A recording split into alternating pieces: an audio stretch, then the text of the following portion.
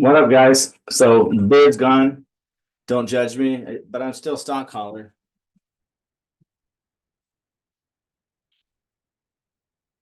I have to shut the door. The dogs are barking. All right.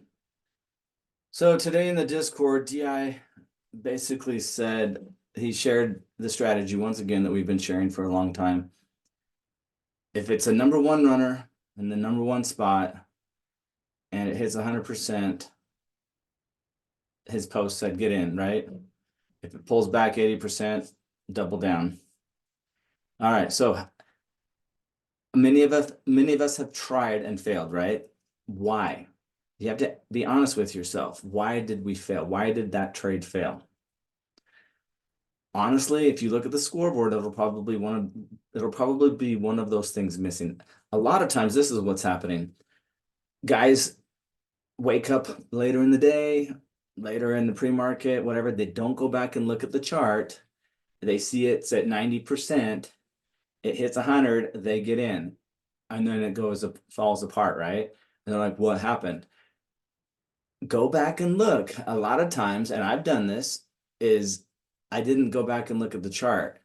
And so maybe earlier that day, it had already run over 100% and beyond. And the run, so now basically it means it's a scalp play. It's no longer a virgin. So number one runner,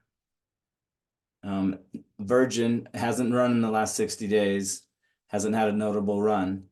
And you get in and you ride it and then you get out. So that sounds all scary because it's kind of like I'm insinuating you're playing with real money, right? Well, you got this is why you have to paper trade. A lot of guys are like, oh, I'm not going to paper trade because I don't feel the same way and it doesn't scare me. Here's the thing, your body, you're lying to yourself because when you paper trade, your eye sees and delivers the messages to your brain. Your brain interprets those things and dumps hormones into your brain, whether it's cortisol, stress, adrenaline, fight or flight response, dopamine, you're winning, cortisol, you're losing. And anyways, my point is with paper, the same biological things happen. So you're lying. If you don't believe me, start paper trading and you'll start noticing, oh, I just lost. But then you're like, oh, I don't really care because it was fake money. See, you did care because it sucks to lose, right? So the point I'm making is this. Paper trading is so that you can practice and gain the muscle memory of watching the stock, entering when you're supposed to run 100%, doubling down on the pullback if it does, making sure it's a virgin, and then selling when it hits 200% or whatever, right? The averages on the scoreboard. Or when whatever predetermined rule you've made, maybe it's I'm going to sell after I make 20% or whatever. You've got to have that predetermined exit strategy. Or the Tilson's going to, when the Tilson color changes on the 3-minute, I'm going to get out.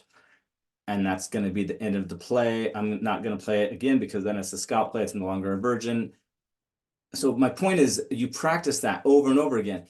So not only does it give you muscle memory to be able to execute and pushing the buttons and doing the actual mechanics, but what it also gives you is a belief in the strategy. That's why DI keeps saying you got to do it for 2 weeks or a month. Do it every single time, enter when it hits 100. When the ducks line up, enter, hit 100, watch the pullback, add to it, and then see it and then sell. Do that again and again and again and again. Number one, it has to stay in the number one spot. Be in the number one spot. It has to be a top gainer, obviously. That is the number one spot. It's got to be a virgin. And sometimes we're noticing that if it's in the number one spot, even if it's not a virgin, it's the runner. So when it hits 100, it will go up. But you won't know that, and you shouldn't practice that with real money. Practice it with paper so that you can start to see these patterns unfold. The more you see this happen, the more your disbelief in the strategy will fade and your belief in the strategy will happen, and you'll see it happen. I did it faithfully 10 times in a row and I had 9 out of 10. And that was me being diligent on making damn sure it hadn't already run, making sure that it was a virgin, making sure the float was good, all of the above, all of the things on the scoreboard. time of day doesn't always matter as long as this is number one spot. And if it's first getting there for the first run, that's so crucial in doing this strategy. So I wish you the best. I hope you understand what I'm talking about. Paper trade it until your disbelief is becomes belief. All right. I don't know what else we can say. And then practice. And guess what? I'm gonna say that they broke the mold when they made DI. That dude's a robot.